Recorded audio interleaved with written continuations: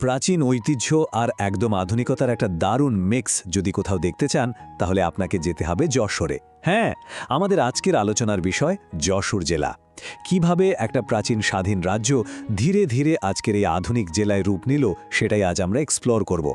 চলুন এই অঞ্চলের শেকড়টা একটু গভীরভাবে চিনে আসি। তো আমাদের আজকের পুরো জার্নিটাকে আমরা মূলত তিনটা ভাগে ভাগ করেছি। প্রথমে জানব শেকড় আর ইতিহাস নিয়ে, এরপর এর বর্তমান ভৌগোলিক অবস্থা ও জনসংখ্যা, আর সবশেষে থাকবে যশোরের দারুণ সব সংস্কৃতি ও ঐতিহ্যের গল্প। আচ্ছা, প্রথমেই চলুন আমাদের প্রথম পর্ব মানে শেকড় ও ইতিহাস দিয়ে শুরু করা যাক। যে কোনো জায়গার নামের পেছনের গল্পটা কিন্তু বেশ ইন্টারেস্টিং হয়, তাই না? যশোরের ক্ষেত্রেও এর ব্যতিক্রম হয়নি। এই যশোর নামটা ঠিক কিভাবে এলো তা নিয়ে দারুণ দুটো থিওরি আছে। প্রথমটা হলো সংস্কৃত শব্দ যশোহর, যার মানে হলো যশ হরণকারী। লোকমুখে শোনা যায় প্রাচীনকালে এই শহরটার গৌরব আর জৌলুস এতটাই বেশি ছিল যে তা আশেপাশের অন্য সব শক্তিশালী শহরের যশ বা খ্যাতি যেন ম্লান করে দিত। আর দ্বিতীয় থিওরিটা হলো আরবি শব্দ যশোর থেকে, যার মানে সেতু বা সাঁকো। আপনারা তো জানেনই এই অঞ্চলে নদীনালার কোনো অভাব নেই, আর এই নদী পারাপারের জন্য সেকালে প্রচুর সাঁকো ব্যবহার করা হতো। তো নামের এই দুটো ব্যাখ্যাই কিন্তু যশোরের বীরত্ব আর ভৌগোলিক বৈশিষ্ট্য দুটোকেই দারুণভাবে ফুটিয়ে তোলে।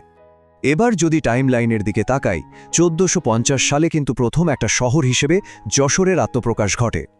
এরপর 1674 সাল থেকে এটি রীতিমতো একটা স্বাধীন রাজ্য হিসেবে চলতে শুরু করে ভাবা যায়। তবে প্রশাসনিকভাবে সবচেয়ে বড় টার্নিং পয়েন্টটা আসে 1786 সালে, যখন ব্রিটিশরা এটিকে একটি পূর্ণাঙ্গ জেলা হিসেবে ঘোষণা করে। হ্যাঁ, প্রাতিষ্ঠানিক দিক থেকে এটি বাংলাদেশের সবচেয়ে প্রাচীন জেলাগুলোর একটি। এরপর 1864 সালে এখানে আনুষ্ঠানিকভাবে পৌরসভাও প্রতিষ্ঠিত হয়। মানে বুঝতে পারছেন তো, শতাব্দীর পর শতাব্দী ধরে যশোর কতটা গুরুত্বপূর্ণ একটা জায়গা দখল করে আছে। আচ্ছা, ইতিহাসের এই পর্যায়ে এসে আপনাদের একটা প্রশ্ন করি। আপনারা কি জানেন 1971 সালের মহান মুক্তিযুদ্ধে বাংলাদেশের কোন জেলাটা একদম সবার আগে শত্রুমুক্ত হয়েছিল? একটু ভাবুন তো। হ্যাঁ, ঠিক ধরেছেন। উত্তরটা হলো এই যশোর। 71 সালের 8 ডিসেম্বর যশোর সবার প্রথম শত্রুমুক্ত হওয়ার গৌরব অর্জন করে। এটা কিন্তু শুধু একটা তারিখ নয়। চিন্তা করুন, যখন সারা দেশে তুমুল যুদ্ধ চলছে তখন প্রথম জেলা হিসেবে যশোরের এই মুক্তি স্বাধীনতাকামী মানুষের মনে কতটা সাহস আর প্রেরণা জুগিয়েছিল। সামরিক দিক থেকেও এই বিজয়টা ছিল আক্ষরিক অর্থেই একটা গেম চেঞ্জার। তো ইতিহাস থেকে এবার চলুন একটু বর্তমানে ফেরা যাক। আমাদের দ্বিতীয় পর্ব, ভূগোল ও জনসংখ্যা। আয়তনের দিক থেকে যশোর কিন্তু বিশাল বড় একটা জেলা। এর মোট আয়তন 6674 বর্গ কিলোমিটার। বিশাল, তাই না? এখন প্রশ্ন হলো, এত বড় একটা এলাকা, নদী, নালা আর বিস্তীর্ণ প্রান্তর নিয়ে যে জেলা, সেটা আসলে ম্যানেজ করা হয় কিভাবে? প্রশাসনিক সুবিধার জন্য এত বড় এলাকাটাকে খুব সুন্দরভাবে ভাগ করা হয়েছে। পুরো জেলায় রয়েছে মোট 8টি উপজেলা, 8টি পৌরসভা এবং 93টি ইউনিয়ন। এই স্ট্রাকচারটার কারণেই এত বড় একটা জেলার কাজকর্ম খুব স্মুথলি আর এফিশিয়েন্টলি চলে। একদম তৃণমূল পর্যায় পর্যন্ত উন্নয়ন পৌঁছে দেওয়া সম্ভব হয়।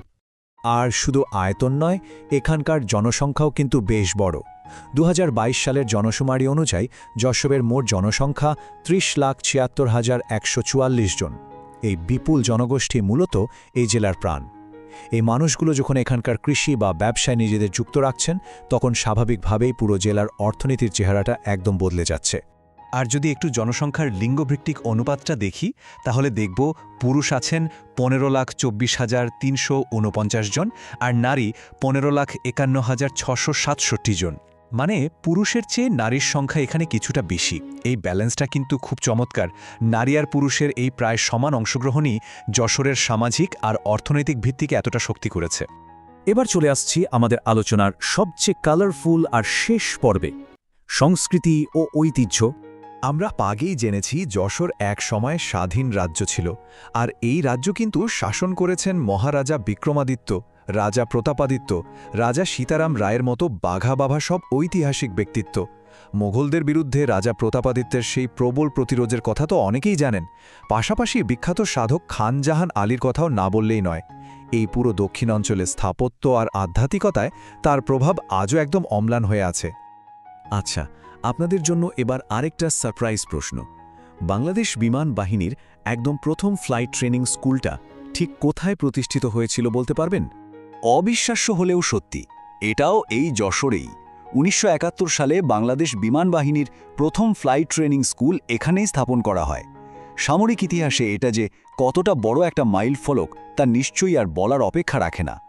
সদ্য স্বাধীন হওয়া একটা দেশের বিমান বাহিনীর যাত্রা শুরু হয়েছিল এই মাটি থেকেই। এবার এমন একটা টপিকে আসি যেটা সবারই খুব ফেভারিট, খাবার আর কৃষি। যশোরের বিখ্যাত খেজুরের গুড় আর কলার নাম শোনেননি এমন মানুষ বাংলাদেশে খুব কমই আছে। বিশেষ করে শীতকালে এখানকার খেজুরের গুড় ছাড়া তো পিঠাপুলি ভাবাই যায় না।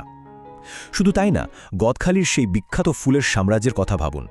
সারা দেশের ফুলের চাহিদার বিরাট একটা অংশ আসে এখান থেকে। আর সবচেয়ে চমকপ্রদ তথ্যটা কি জানেন? আমাদের পুরো দেশের পোনা মাছের চাহিদার 3 ভাগের 1 ভাগে একাই সরবরাহ করে যশোরের হ্যাচারিগুলো। দেশের অর্থনীতিতে এটা আক্ষরিক অর্থে একটা বিশাল কন্ট্রিবিউশন। তো দেখতে দেখতে আমরা একেবারে শেষ পর্যায়ে চলে এসেছি। যাওয়ার আগে একটা কথা ভেবে দেখুন তো, কিভাবে একটা জেলা শত শত বছরের প্রাচীন গৌরব আর ইতিহাসকে বুকে ধারণ করে আবার একই সাথে বিপুল জনসংখ্যা আর আধুনিক কৃষি ব্যবস্থার সাথে এমন একটা পারফেক্ট ব্যালেন্স বজায় রেখে চলেছে। সত্যি অবাক করার মতো, তাই না? যশোরের ইতিহাস যেমন সমৃদ্ধ, এর বর্তমানও ঠিক তেমনই প্রাণবন্ত। আজকের আলোচনা আমরা এখানেই শেষ করছি। আশা করি বাংলাদেশের প্রাচীনতম এই জনপদ সম্পর্কে আরও জানার একটা দারুণ আগ্রহ আপনাদের সবার মাঝে তৈরি হয়েছে।